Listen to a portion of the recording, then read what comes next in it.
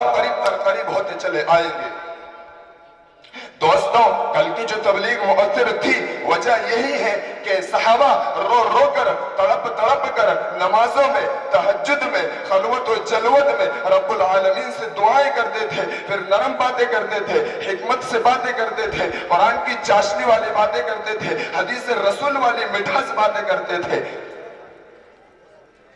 چنانچہ مبلغ کے لیے اخلاق، کردار، گفتار کا عمدہ ہونا ضروری ہے۔ سب سے پہلے لوگ مبلغ کے اخلاق و عادات سے متاثر ہوتے ہیں۔ جناب محمد الرسول اللہ صلی اللہ علیہ وسلم نے مکہ والوں کے سامنے سب سے پہلے اپنے اخلاق و کردار کو پیش کیا، اور میرے پاک پیغمبر صلی اللہ علیہ وسلم نے فرمایا هل وجدتمونی صادقا او کاذبا، میری زندگی کا ایک طویل حصہ تمہارے سامنے گزرا ہے، دوستو بتاؤ میں سچا ہوں یا جھوٹا؟ تمام بیک زبان کہنے لگے ما جربناک الا صدقا مرارا، کہ آپ کی زندگی کا جتنا طویل حصہ ہمارے سامنے گزرا ہے اس میں کسی قسم کی کوئی شکایت نہیں، آپ خالص سچ بولتے ہیں، آپ کے اندر جھوٹ کا شائبہ نہیں پایا جاتا۔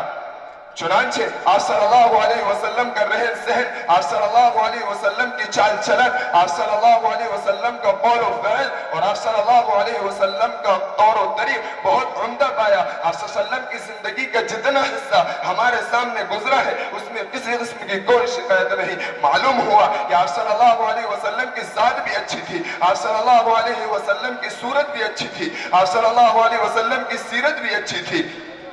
حضرات گرامی، آپ لوگوں سے میری ایک درخواست ہے کہ پہلے اپنے اندر، سب سے پہلے اپنے اندر جوہر پیدا کریں اور اپنی اصلاح کریں، اپنے افعال اور اپنے اعمال کو درست کریں۔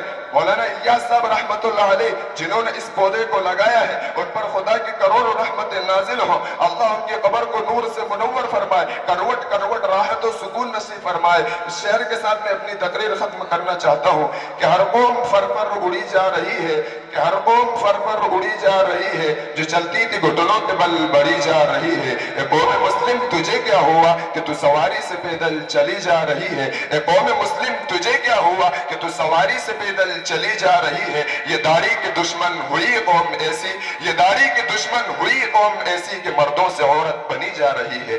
وما علینا الا البلاغ۔